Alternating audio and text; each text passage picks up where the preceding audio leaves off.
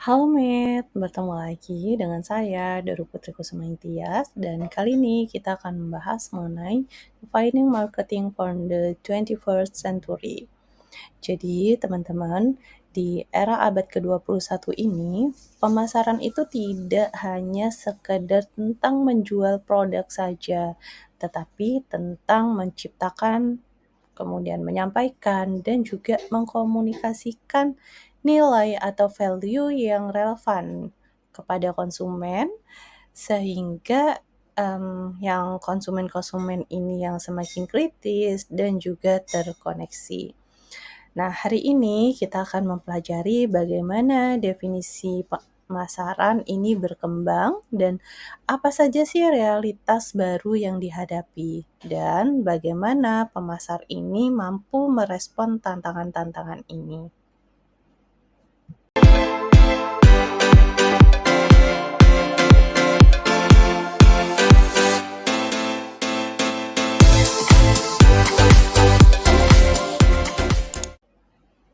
Kita mulai dari pengertian ya teman-teman. Di sini Kotler mendefinisikan bahwa marketing is the science and art of exploring, creating, and delivering value to satisfy the needs of a target market at a profit. Jadi, marketing itu adalah sebuah proses mengenali kebutuhan, kemudian merancang produk atau jasa yang sesuai, kemudian mengkomunikasikannya dan memberikan nilai yang menguntungkan semua pihak. Fokus utamanya apa sih teman-teman? Fokus utamanya adalah value creation, kemudian customer satisfaction, dan juga profitability. Contohnya apa? Contohnya bisa kita temui sehari-hari ya, mungkin teman-teman juga sering menggunakannya. Teman-teman mungkin nggak asing nih sama Gojek. Nah, Gojek ini sukses karena mampu mengenali kebutuhan masyarakat di Indonesia akan transportasi yang cepat, aman, dan juga fleksibel. Lalu, Gojek ini juga mampu memperluas ke layanan lain seperti GoFood, GoSend, yang ini tentu saja mampu memenuhi kebutuhan para customer-nya.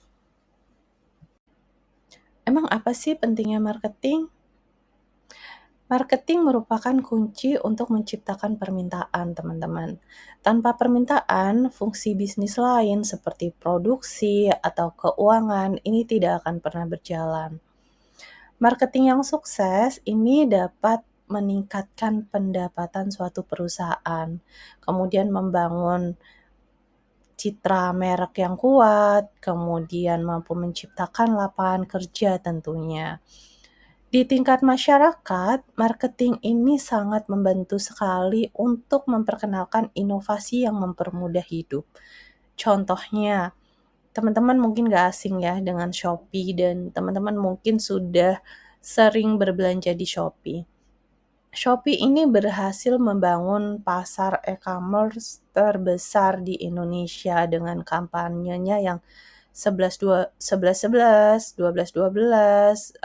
dengan tanggal-tanggal kembar lainnya ya teman-teman.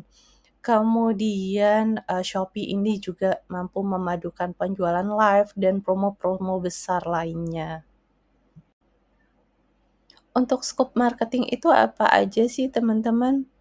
Marketing ini bukan hanya soal menjual barang di toko, teman-teman, tapi juga bisa memasarkan pengalaman, tempat wisata, bahkan ide-ide kreatif.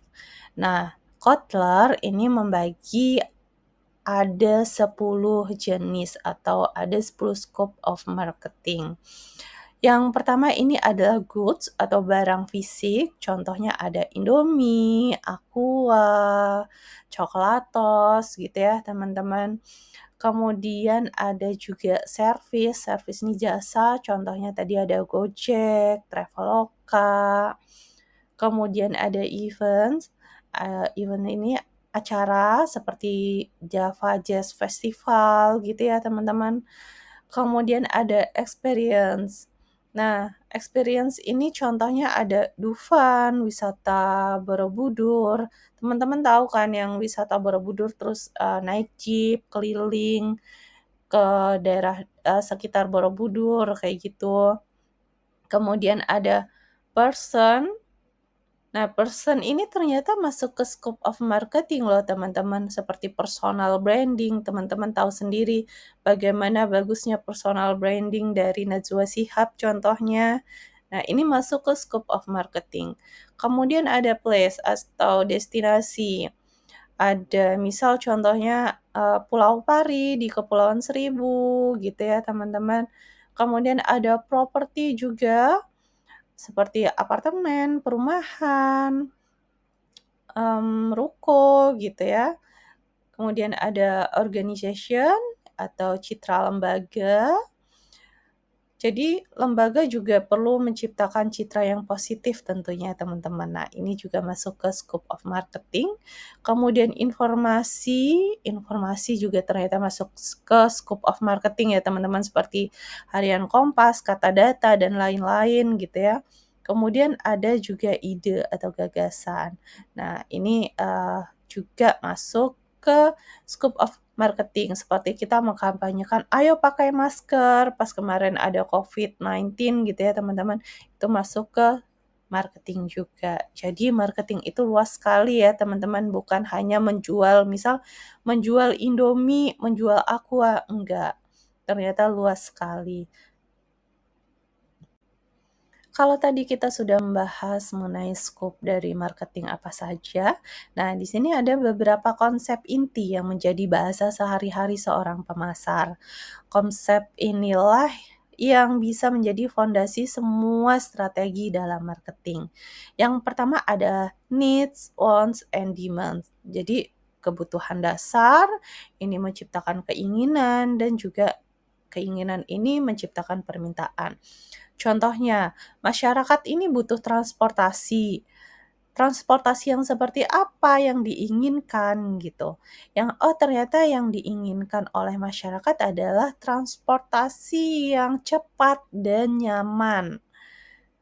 Kemudian, mmm, kita bisa menciptakan permintaan teman-teman.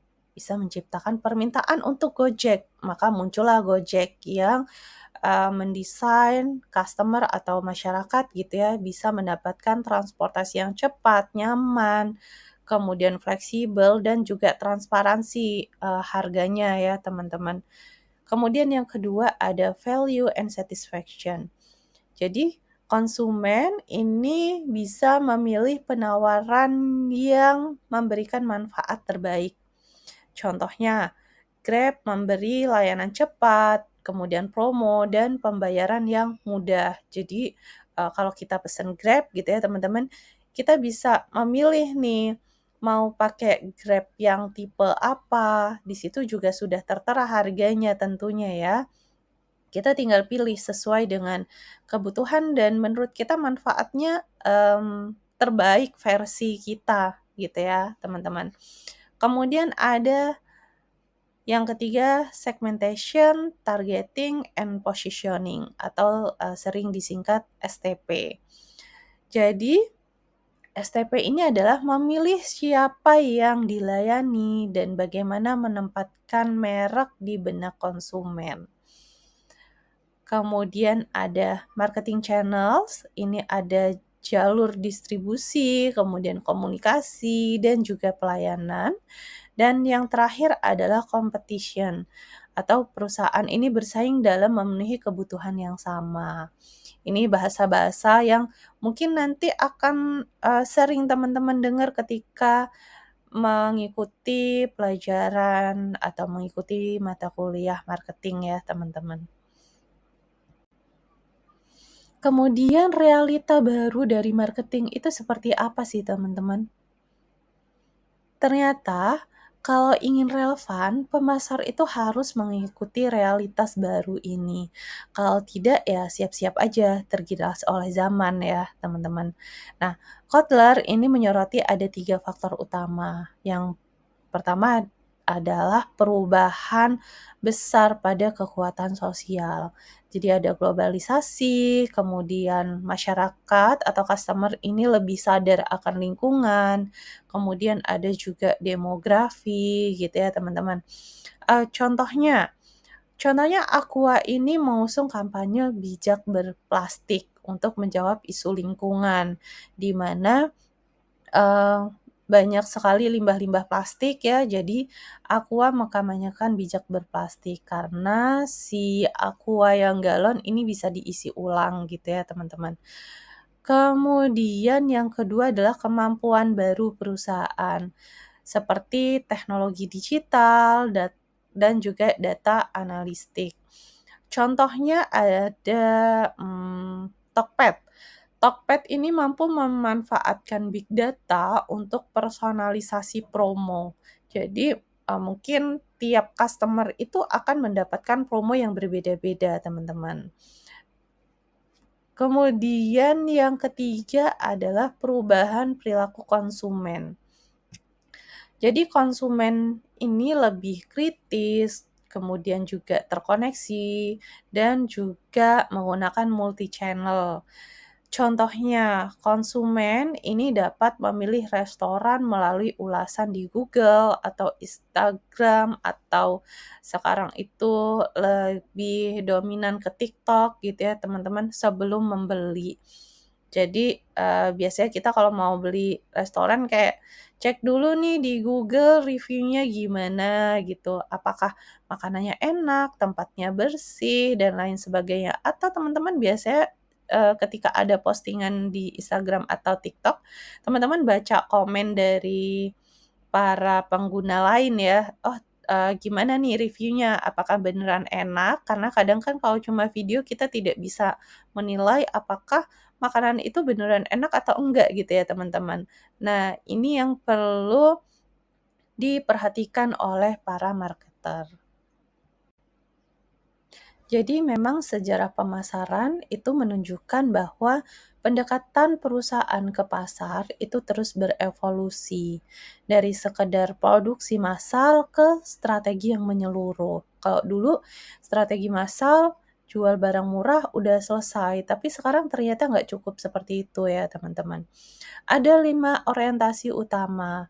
Yang pertama ada production concept. Nah, fokusnya ini pada efisiensi produksi. Contohnya, tadi pabrik tekstil besar memproduksi massal untuk menekan biaya. Kemudian yang kedua adalah produk konsep. Jadi fokusnya itu pada kualitas produk terbaik. Contohnya, kopi kenangan ini mengklaim menggunakan bahan-bahan premium agar produknya yang dihasilkan itu berkualitas. Kemudian yang ketiga ada selling concept. Fokusnya itu adalah menjual lewat promosi yang agresif. Contohnya adalah asuransi dengan penawaran door to door. Kemudian yang keempat adalah marketing konsep, teman-teman. Jadi, fokusnya adalah memahami dan memenuhi kebutuhan konsumen lebih baik daripada pesaingnya. Contohnya, ada Gojek nih teman-teman. Gojek ini mengembangkan fitur ada GoSend, kemudian ada GoFood ya teman-teman, bahkan ada GoMart teman-teman. Nah ini, berdasarkan permintaan-permintaan dari pasar. Jadi ketika kita mau belanja gitu ya, terus kita terkendala untuk keluar rumah, misal kita bisa buka Gojek, terus kita pilih GoMart. Bahkan, bisa juga untuk beli obat, apa ya namanya itu. Jadi, udah kita tinggal di rumah, tiba-tiba barang udah nyampe depan rumah gitu ya, teman-teman. Kemudian holistic marketing concept. Ini ada integrasi semua aspek pemasaran, ada relationship, ada internal, ada integrated performance, dan juga marketing. Kita bahas lebih lanjut mengenai holistic marketing ya teman-teman.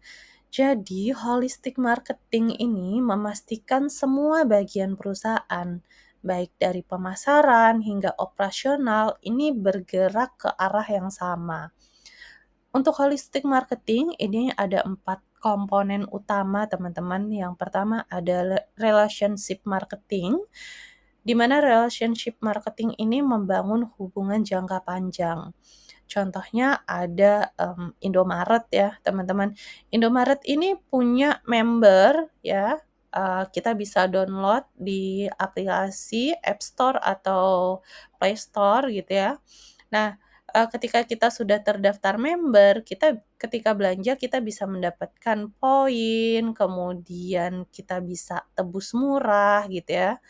Dan, ada beberapa produk yang harganya itu ketika kita jadi member harganya lebih murah gitu ya, teman-teman. Nah, untuk yang kedua ada integrated marketing. Semua saluran komunikasi ini terintegrasi. Contohnya ada Indomie. Indomie ini memadukan ada televisi, media sosial, bahkan Indomie ini juga memasarkan produknya melalui event-event, kampus, teman-teman. Jadi, mengintegrasikan berbagai, saluran agar bisa menyeluruh ya ke customer-nya ya. Kemudian ada internal marketing. Internal marketing ini semua karyawan harus memahami visi pemasaran. Jadi bukan cuma hanya bagian pemasaran saja teman-teman, tapi semua karyawan. Contohnya ada di Bluebird. Jadi Bluebird ini melatih para sopirnya untuk melakukan pelayanan prima. Karena pelayanan prima atau nanti akhirnya customer ini mendapatkan kepuasan pelanggan, itu salah satu strategi dari marketing ya teman-teman. Kemudian ada performance marketing. Performance marketing ini mengukur hasil pemasaran dari sisi finansial dan juga sosial. Contohnya, Tokped. Tokped ini mengukur ROI menggunakan kampanye waktu Indonesia belanja. Gitu, teman-teman. Yang terakhir, kita harus memahami apa aja sih tugas inti dari seorang manajer marketing. Ini seperti daftar to-do list yang harus dipegang setiap hari bagi si manajer marketing nih teman-teman. Kotler ini membagi menjadi 7 bagian. Yang pertama ada mengembangkan strategi dan rencana pemasaran. Kemudian yang kedua menangkap kawasan pasar atau market insight. Kemudian yang ketiga menghubungkan dengan pelanggan. Yang keempat, membangun merek yang kuat. Kemudian yang 5, membentuk penawaran pasar. Dan keenam, ini mengkomunikasikan nilai dari suatu produk atau jasa yang dipasarkan. Dan yang terakhir adalah menciptakan pertumbuhan jangka panjang. Berikut adalah materi dari Defining Marketing for the 21st Century, teman-teman. Jadi materi ini adalah bagian dari awal kita belajar apa itu manajemen pemasaran. Jadi sebelum belajar lebih lanjut, kita harus tahu dasar-dasarnya terlebih dahulu. Oke, kalau gitu sekian dari saya. Terima kasih. Sampai jumpa, Met.